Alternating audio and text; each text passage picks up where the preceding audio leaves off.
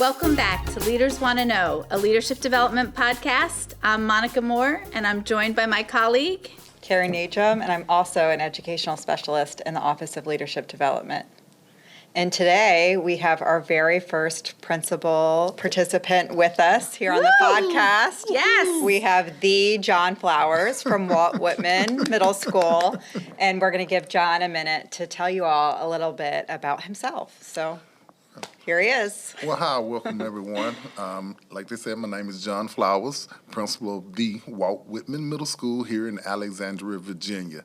And I just have to say, we have one of the best middle schools in the state of Virginia. We used to be at the bottom, now we're climbing to the top. Woo-hoo! Like to hear that. Yes. Very fast. And I just like to say, it all goes to the staff. They're putting in such hard work. So I really appreciate all of the staff for putting in the hard work to make Whitman the best middle school in the state of Virginia. Oh, well, thank you for being with us today. We're really excited to hear more about how you're doing this work. So many people in FCPS start their career here and end their career here. And so you came 3 years ago from Houston, Texas, where you had many different jobs, right? Do you want to share a little bit about some of the work you did in Houston before you came to FCPS? Yes, well, I would be considered a turnaround principal. In Houston ISD is where I spent most of my time. I have been to several schools, and I've been to all three levels, elementary, middle school, and high school. I'm usually asked to go to schools to help perform this work and turn those schools around. So in the state of Texas, I've been at the worst high school in the state of Texas, the worst middle school in the state of Texas, and the worst elementary in the state of Texas. And all three of those schools have been turned around. I was principal at a couple of those, assistant principal at the others, but I've also been in other districts in Houston ISD, as in Spring ISD, and I was able to turn around a couple of schools over there. Even my days as instructional coordinator, I've been to several elementary schools and turned those schools around. I know a lot of people may look at my resume and be like, he's going somewhere every other year. But most of the time I was asked to go to these places to help turn around the school and to believe in our kids that they can do, and we can show people that they can do. Nice. So when you say worst school, how do you define worst? What does that mean? Categorically, if you were taking this SOL here in Virginia and your scores came back, we were in the bottom 5% of the state. Okay. And in most cases, we were the lowest school in the entire state. Wow. Yeah. Well, that's a huge accomplishment, John. It But is. tell us about just a recent small win that you've had. Recent small win, I allowed the kids to email me because we're really big into advocating for the kids. And recently, we've been taking assessments for our ESOL kids. And we did a thing called the Weeder Bowl. Is that like the Puppy Bowl? Well, it's actually like March Madness, where you actually had the brackets for the students and everything, and they were playing and going against each other. And, one of the kids told me, this year, they were like, Mr. Flowers, I feel real good to pass them about the Weeder, and I think this is going to be the first time I've ever felt confident that I would actually make progress on the Weeder. Oh, wow. And they said all throughout their elementary years, and they've never made any progress on Weeder. And so that just made my heart just melt right there, knowing that this one difference can make your day. And we need to have that difference for every child. Right. That Absolutely. sounds really fun to bring some excitement, keep it student-based. Yeah. Well, and I think that, you've done all this work and you've worked in so many different schools, both in HISD and here in Fairfax. You've clearly worked with many teachers, staff, principals, and other leaders. What's the best piece of professional advice you've ever been given?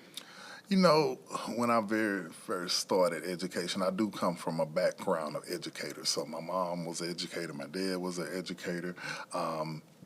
I even taught Sunday school myself as a child to the other children.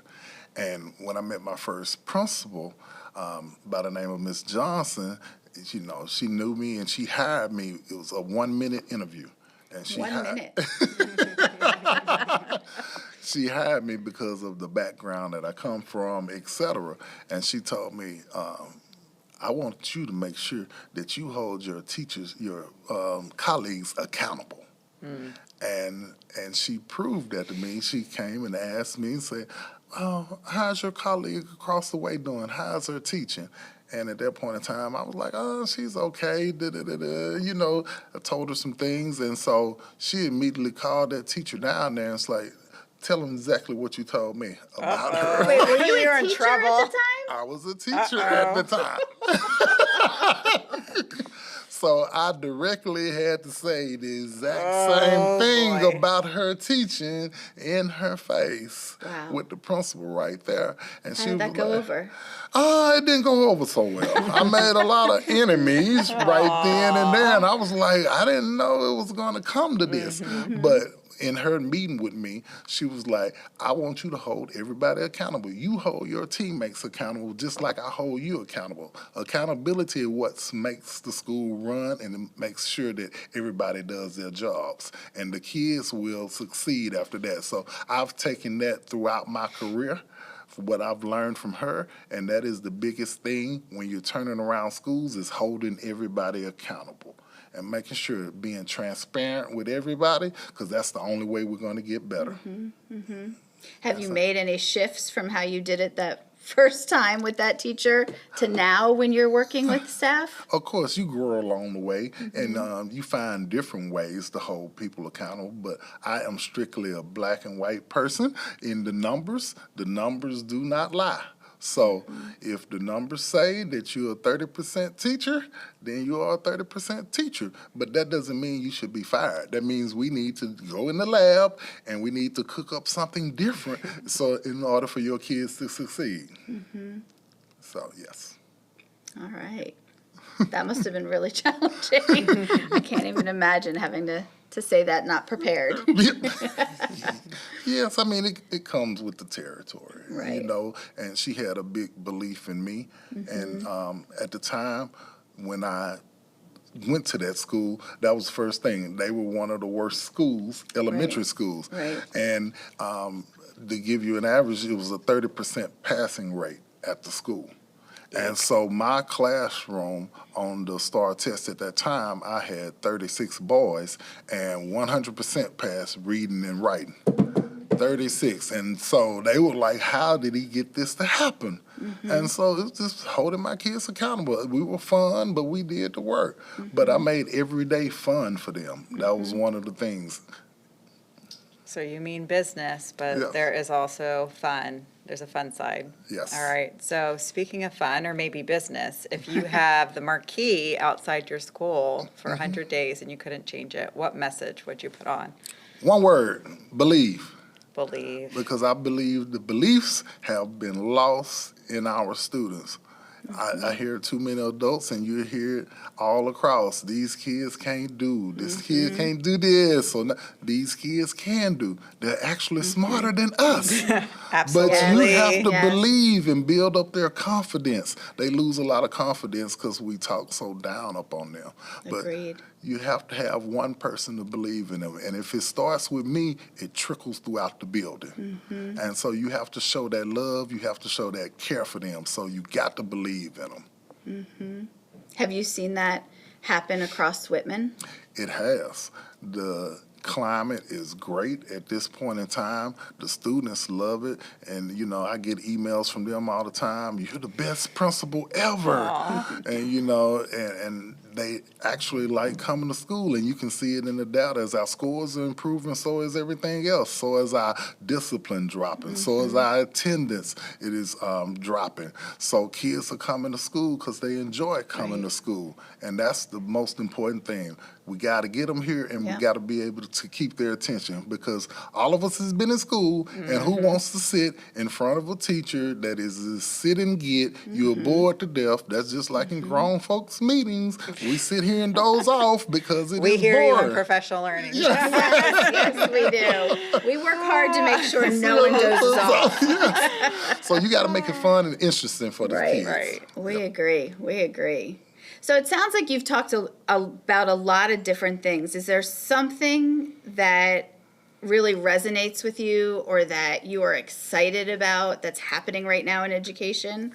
Yes, I am on board with the AI storm.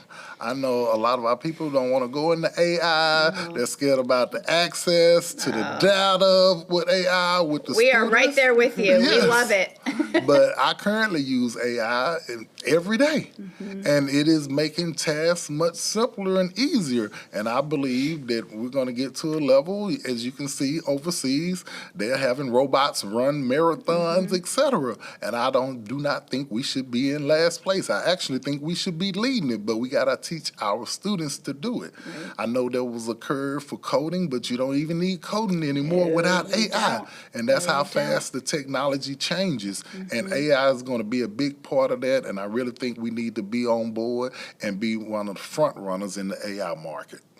All right, John. Well, I was going to say, we want you to be our very own AI, that we want to play a little game with you Yes. All right. as we wrap up. And we're going to fire off some questions. It's going to be a little lightning round, and you're going to be and tell us which you prefer real quick. No thinking, just whatever pops to your head. Okay, which is give it to probably- me, give it to Which is me. probably contrary to what you do all day, being Right. thoughtful and offering perspective. So are you ready to rock and roll? Let's rock and roll. All right. Now, I do have to say that I lived in Houston for a while, so I did add a little bit of Houston versus Northern Virginia in here as well. Okay, so, all right. 610 Loop or I-95? 610, Fast food or green juice? fast food, Taquerias or Great American Restaurant? Great American Restaurant, Standardized testing or Spirit Week? Spirit Week, Galveston or Shenandoah Valley? Shenandoah Valley, Monday morning or Friday afternoon? Friday afternoon, Houston humidity or Fairfax snow day? Fairfax Snow Day. Wow. I think I see why he moved. All right. And one more. No, I got one more. All right. Two more, John. Okay. You with us? Yeah, I'm with you. The first day of school or the last day of school? Oh, that's first day. Yeah. First day of school. That's Well, something now mine's special. like so not exciting. H-E-B or Wegmans? HEB. All right. Wait, I have one more. I have one more to wrap us up. Are you ready for this one? I'm ready. Valentine's Day or the John Flowers Day? John Flowers. Wait, what's the John Flowers Day? Tell us, John. All right, well, I got a day in the city of Houston, October 19th. It's John Flowers Day in the city of Houston for the work that I've been committed to the students and pulling the scores up, pulling the community up. It happened at Highland Heights Elementary. So when we was able to transform that school, we just didn't transform the school, we transformed the community. So the Mayor, Sylvester Turner, awarded me a proclamation along with Sheila Jackson Lee and John Whitmire. I'm very happy about that, and I hope to keep that work going and making sure that I can top that in FCPS. All right. That's phenomenal, and I can't wait. We're going to submit the date once it happens, John. Add it. Okay. You know our calendar here in FCPS is a hot topic, but maybe we can have something special. Not an early release, not a day off, but definitely something. Yeah. Thank you so much for being with us here today. We've had a lot of fun, lot of hearing how you've changed so many lives, not only the students, but the teachers and the staff, and we're excited to come visit. All right. Yes. Well, Thank you so much. Thank you, ladies. Thanks, John.